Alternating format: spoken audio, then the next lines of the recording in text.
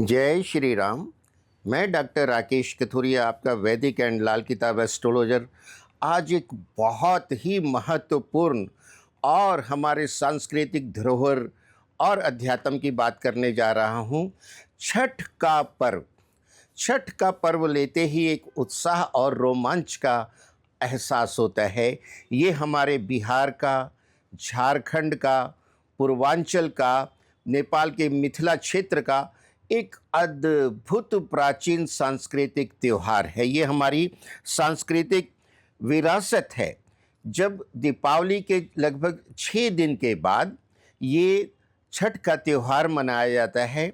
ये भगवान सूर्य नारायण की पूजा है, जो कि ग्रह मंडल के राजा हैं, जो हमें पूरा जो हमारी जो जीवन है, उनके बिना हम सृष्टि की कल्पना ही नहीं कर सकते। हमें निरोगी काया, स्वस्थ शरीर, दीर्घायु, प्रशासनिक क्षमता, ज्योतिषीय ज्ञान सब तो उनसे मिलता है।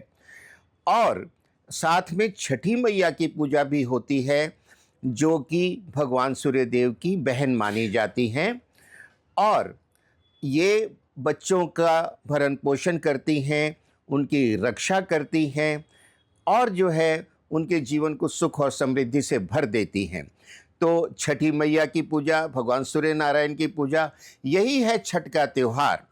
और इसको पूरा उत्तरांचल, बिहार, झारखंड बहुत उत्साह, उमंग और हर्षो उल्लास से मनाता है।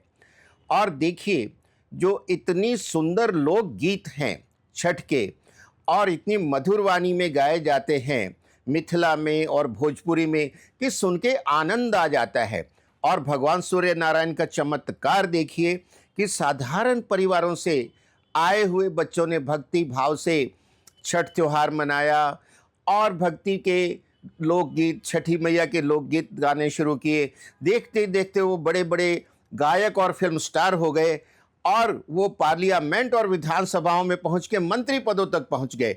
तो ये देखिए भगवान सूर्य नारायण किस तरह आपको राजपद भी दिलाते हैं। और यही एक अद्भुत महिमा है इस त्यौहार की। और हम जानते हैं कि बिहार का जो प्राचीन इतिहास है वो अतुलनीय है। जब विश्व में कहीं कोई यूनिवर्सिटी नहीं होती थी, तो नालंदा जैसी महान यूनिवर्सिटी थी, जिसमें पूरे देश विदेश के छात्र आते थे और अद्भुत अध्ययन और अध्यापन होता था। और उसकी लाइब्रेरी इतनी विशाल थी, इतनी ज्ञान के ग्रंथों से भरी हुई थी कि एक मुस्लिम आक्रांता बख्तियार अली ने अपनी मूर्खता के कारण उसमें आग लगा दी और वो 6 महीने तक धधकती रही और उससे ये उच्च कोटि का ज्ञान देखा नहीं गया और उसने नालंदा यूनिवर्सिटी को भी जला के ख़त्म कर दिया। लेकिन खुशी की बात है कि पिछले 2-3 सालों में फिर से इसका विकास किया है केंद्र सरकार ने और फिर से नालंदा यूनिवर्सिटी की स्थापना की है। कहने का अभिप्राय ये है कि बिहारियों की प्रशासन क्षमता इतनी ज़्यादा थी कि चंद्रगुप्त मौर्य, सम्राट अशोक, उनका साम्राज्य कहाँ तक फैला हुआ था और पूरे प्यार, स्नेह और मानवता पे आधारित था, अहिंसा पे आधारित था। Tibet, Nepal, Thailand, Malaysia, Myanmar, Bali और इंडोनेशिया, सब जगह वो साम्राज्य फैला हुआ था और कहीं कोई आतंक नहीं था। ये है छठी मैया की और भगवान सूर्य नारायण की कृपा और बिहार की दूरदृष्टि और उत्तम प्रशासन क्षमता। और इस वर्ष ये त्यौहार जो है 26 अक्टूबर को प्रारंभ हो रहा है और इसमें जो पहला दिन होता है वो नहाए खाए का होता है। इसमें नदी या सरोवर में पवित्र स्नान करने के बाद साधारण भोजन, सात्विक भोजन, दाल भात और सब्जी ग्रहण किया जाता है। दूसरा दिन है 27 अक्टूबर 25 का, जो कि खरना के नाम से जाना जाता है। इसमें उपवास प्रारंभ होता है। गुड़ की खीर, गन्ने के रस से बनाई हुई खीर और तरह तरह के पकवान और फ्रूट होते हैं और 36 घंटे का निर्जला उपवास शुरू होता है, जो बहुत कठिन है। वहाँ की महिलाओं को नमन है जो ये उपवास करती हैं इतने उमंग और उत्साह के साथ। और तीसरा दिन है 28 अक्टूबर, जो संध्या को डूबते सूर्य को अर्घ दिया जाता है।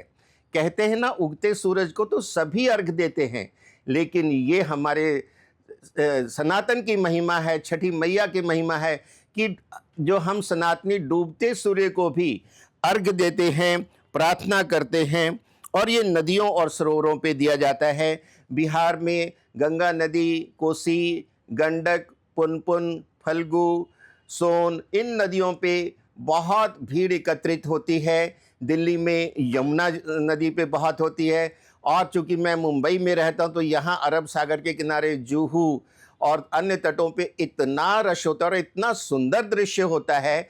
जो उनके प्रसाद की टोकरियाँ और सूप भरे होते हैं, तरह तरह के फल, तरह तरह के पकवान, ठेकुआ, खीर, चावल के लड्डू और उनकी खुशबू ही इतनी अच्छी होती है कि देख के और उनके गीत सुन के आनंद आ जाता है और सिर जो है सम्मान के साथ उनके चरणों में झुक जाता है।